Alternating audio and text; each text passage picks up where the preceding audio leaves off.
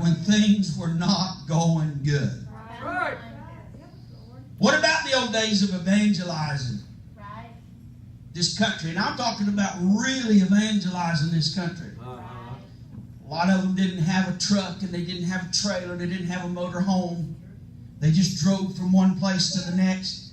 Car would break down, need money for gas, pull over on the side of the road, and there would be a $100 bill in a ditch line, or a box of tools sitting there with just the right thing to fix the problem. And somebody said, what are you going to do with that box of tools you found in the ditch line? I'm going to leave them there because somebody actually is going to need them.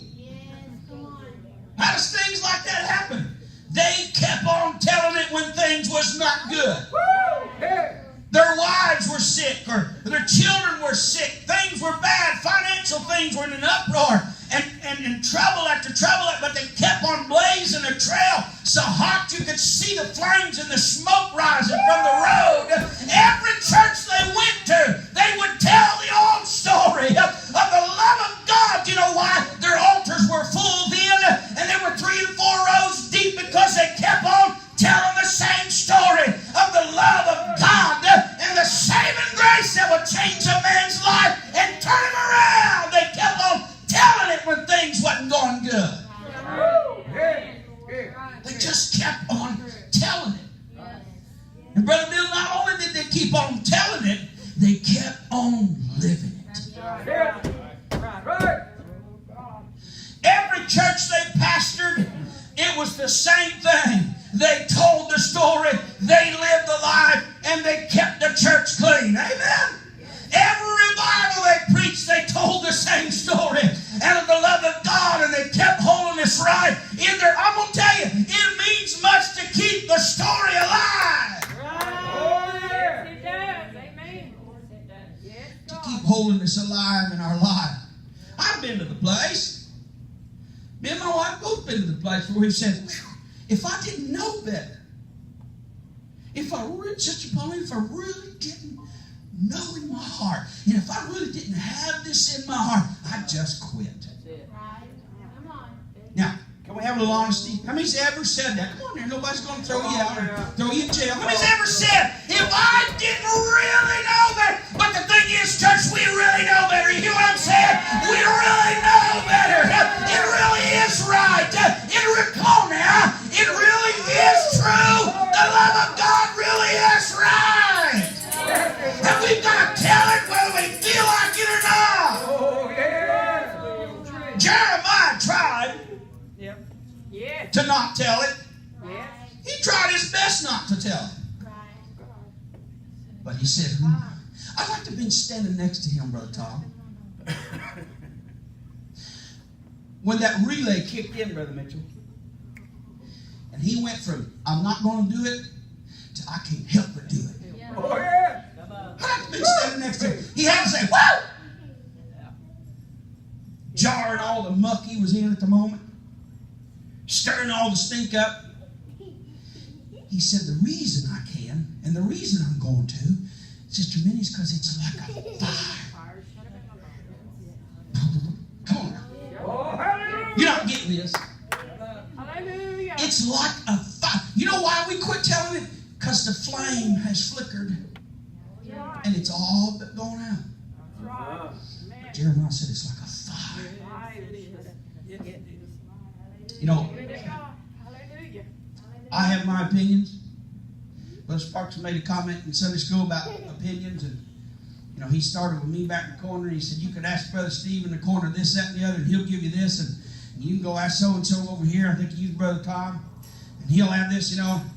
And right as soon as church was over, we was in the back of the church, and I was telling Brother Jim what we was going to be having for Sunday dinner that day, Brother Brad, and it was Italian beef. That's a deal that we learned while we was evangelizing. I'm telling you what, let me just show you what this is, okay? It's a roast. You take a beef roast, you put it in a crock pot, and it cooks a long, long time, okay? And then Michelle puts spices, I don't know what else she puts on that thing, but I'm telling you what, there's a smell that absolutely drives you nuts. Okay? And then you take a hoagie bun. Anybody hungry yet? Huh? You will be. Except Brother Sparks, you'll find out here in a minute. But there's a hoagie bun. You take a hoagie bun, you put mayonnaise on one side of it, Brother Ralph. And you take that shredded beef roast with all them seasonings on it, and it's got banana peppers and everything in it. And you lay that, you put the juice in that beef on that bun, and then you put white mozzarella cheese, shredded cheese on that. You close that thing up, and you can't pick it up. And then you just simply get potato chips, plain potato chips. Yeah. And I tell Brother Jim about all that, and Brother Jim was just slobbering almost. Brother Sparks walked up and he goes, I don't like that. He said, I think it's just ruining the beef. I said, you just said everybody's got their own opinion. Well now, what's your point? My point is this. Everybody's got something they don't like. Everybody's got an issue with something. But I'm telling you, on the inside of our heart, Sister Debbie, it's got to be alive. Come on now. Oh, listen, when we're needing help, our bodies is racked with pain, and we don't know why. We haven't been to the doctor yet, but we're scared to death. But when we finally go to the doctor, and they say everything's all right, we're shouting glory. Come on here. Everything's going good. Everything's going right. What about now?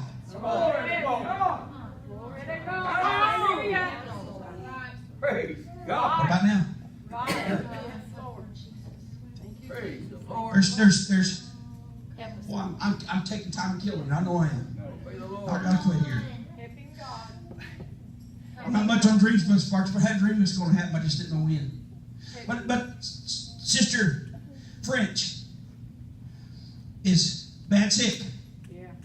She's done had surgery, and her life will never be the same now. And they went back. I don't even think my wife knows this, but yesterday they went back and they saw a spot on her liver that they are pretty sure is probably cancer. Now listen, it's about to get out of control. Yeah. It's about to happen faster than they can do anything about it. But I'm going to tell you something about that woman.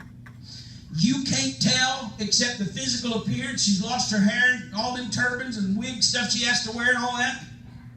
Oh, come on, don't fall out with me over that. All this, she's still the same. Yeah. She's just as excited. She's just, I'm telling you, she's just as happy. Brother Brian is still talking about the glory of God. He's still talking about going to convention and hearing preachers preach and loving every minute of it. He's still talking about the presence of God in his life. And his wife is just near death, probably. And they don't even realize it. Hear me?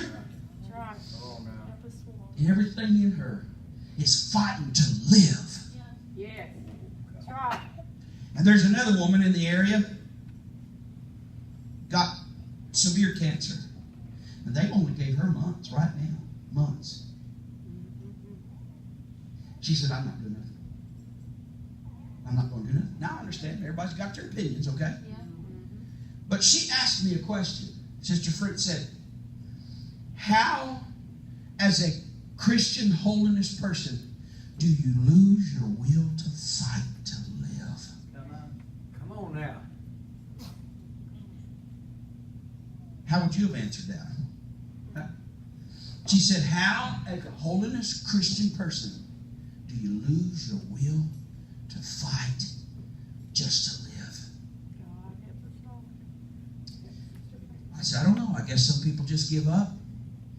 Some people give God a chance, obviously, to make a miracle and to make, himself glorified from it. Yeah. There's various different answers, I guess, to that. Yeah. And you know what she said? She said, with all I'm feeling and all I'm going through, don't ever let me lose my will to fight. Oh, To hallelujah. live. Now, the will to live is one thing. Everybody's got it. But the will to fight Yes. to live. Do you realize in our church world today, it has become a fight to live? That's right, brother. Yes. Right. That's why you mentioned in Sunday school. I'm quitting now that I've totally messed it all up. You mentioned it in Sunday school about the whole church world thing changing. I don't care what they say. I don't care who they are. It has changed. That's right, brother. It has changed. Now, I pastored for 10 years, basically. Was off the evangelistic full-time field for 10 years, pastored. We went back on the field. And we lasted a year. And it's probably because yours truly, not a very good preacher, I suppose. I don't know. But it just it wouldn't work. Preachers would say, and I know this is probably not going to be able to use this, but Do it. preachers, I would call them, I would feel a burden, something inside me to call them and feel like calling them. I didn't like to call them, but I would feel like calling them. Oh yeah, we want you to come. Several in particular, one would say, tell you what, I'm a little busy right at this moment, but I'll call you this evening and we will set it up. I'm still waiting on that call. Hallelujah. Others, we want you to come at this certain time. It's a great time for revival for our church. They loved you. We preached there one service or two. They loved you, brother. We are excited about it, and I'll contact you. I'm waiting on that one too. Had them already scheduled with some. And they called my wife. We was coming down the road, Richmond, coming down the bypass. I'll tell you where's that. Right in front of 25, where 25 goes to Brea right there. Or by Kroger's. We was coming through there. And she said, so-and-so's going to call you. I said, well, yeah, we got a revival. She said, no, they're going to call you and cancel. I said, no way. They were too excited. They were too thrilled. She said, they're going to call you and they're going to cancel. I said, they ain't going to do it. 2 days later, I got a call with some lame excuse that few people left their church and they couldn't financially support the preacher. I said, brother, look. I said, I got no payments on nothing. All I got's a fuel bill and a cell phone bill, insurance. I said, I don't need an offering. I just feel like coming. Brother, we just can't do it right now. I wasn't in the circle. That's it. I've heard lately that 2 preachers that I know have come off and gotten jobs because it's so different. That's right, brother. There's no sense in that. And people are dying lost every day. Right. And we can't evangelize. Somebody says, well, we don't have to have a truck and trailer and travel the country evangelize. I know that. I'm not. You can evangelize the area. Sure you can. What I'm talking, Brother Sparks was talking about, the church has changed. Yes, it has. But we don't have to let it change. Right. We've got to tell it anyways. Right. Try. Oh. Praise God. Help us, God.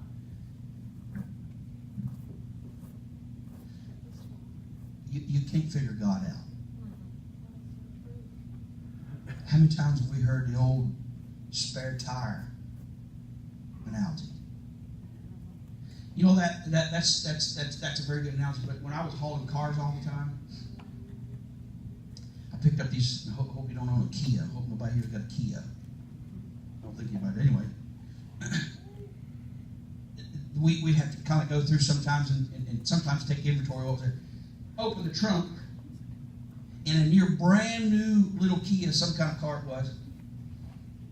I mean, the car didn't have 10,000 miles on it. And when I picked it up, somebody had already repoed it, but when I picked it up, they said they never made the first payment on the car. So I picked the car up anyway. I opened the trunk. I said, I wonder what the spare tire looks like on this little thing. Brother Richard. I kept looking for the spare tire. There was no spare tire. You know what there was? You're not going to believe this, but it's true. You go to, they've changed it, they might, but at that particular time, the spare tire was a can of Fix-A-Flat. I'm telling you. I opened the little deal where the spare tire is supposed to be. They had this nice little package there, and it was a can of Fix-A-Flat. How in the world are you going to fix a tire that's blown all the smithereens, huh? How are you going to put Fix-A-Flat in that? The same way you're going to fix a lot that's busted and blown up, and you're going to call on God like he's a spare tire. Come on now, he's got to be, you're not helping me at all here. He's got to be alive all the time. We've got to keep telling it. Amen. Amen. Yes. Amen. Flip it on. Turn him off. Turn him on. Turn him off. Hallelujah. Oh, God. Oh, Praise. and the only time we want to turn him on is when, oh God, I need help. That's the truth. Amen. Right.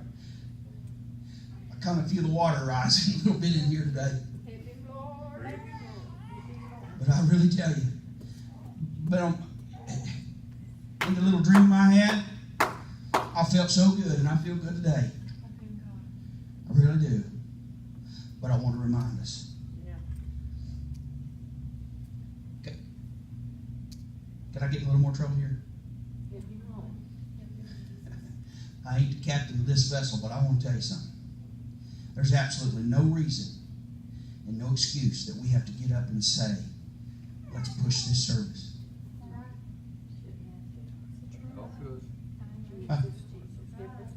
There's no reason, no excuse in a Pentecostal holiness church that we ever have to get up and say, man, it's dragging into preaching tonight. I'm pulling a train. We should never have to say that. Right. We should never have to beg and prime and pull just to get an amen. It's a holiness church. We're a Pentecostal, lively, supposed to be. Y'all, come on. I know. Come on, everybody can't have a bad day at the same time every day. Huh? Is that right or not? Yes. That's right. God help us. We preached a revival. It wasn't us. I'm not saying that at all. Please understand me. I'm not. And I've told you this before, and I'm going to quit and get out of the way. I'll mess it all up. We preached a revival in Ohio. Red Line, Ohio. We bought a little trailer. And we got there January, the very first week of January in Ohio. We started revival. Didn't realize it, but my furnace didn't work in my trailer. Cold. There we were.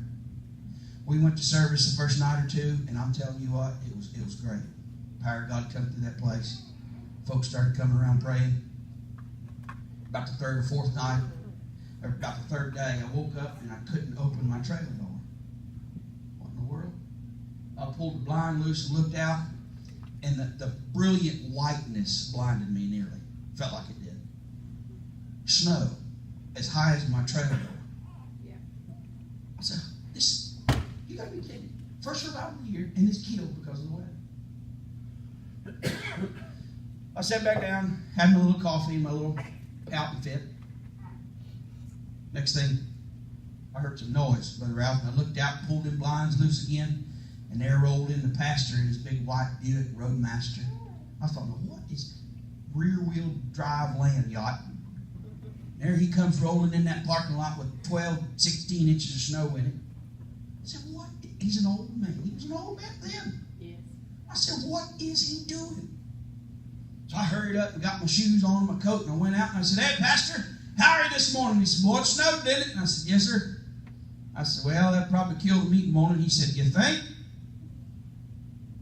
Walked around to that big Buick, popped that hood, and it was slam full of shovels, snow shovels, all kinds of everything. I said, what are we doing? He said, we're going to push this parking lot on. I said, oh, okay. You got the brothers coming? He said, no, just me and you. Huh? How many feels like running and shouting now? Huh? It took us nearly till church time to get that parking lot cleaned off. I'm telling you, that was the third night. That place filled up. We had a meeting. They were running. They were shouting. They were standing around the walls. The altar started filling up, 1, 2 in rows deep. People praying through, getting saved, getting the Holy Ghost. Went to bed that night, slept, wore out. Got up the next morning. You'll never guess what happened. Snow again the same way. Same thing. Pastor rolls up. I said, I'm not asking. I know what we're doing. We pushed off that parking lot for 2 days in a big parking lot. We went 4.5 weeks. People got saved, got the Holy Ghost. They're still saved today, still got the Holy Ghost today. I still see some of them. It was not me. But it was a group of people that said, I'm going to tell it no matter what. I'm going to tell it no matter what's happening to me, because it doesn't change God. Can you lift your hands right now and say amen to it? Can you say amen to that? Can we just... Are you breathing today? Can we stand on our feet and give being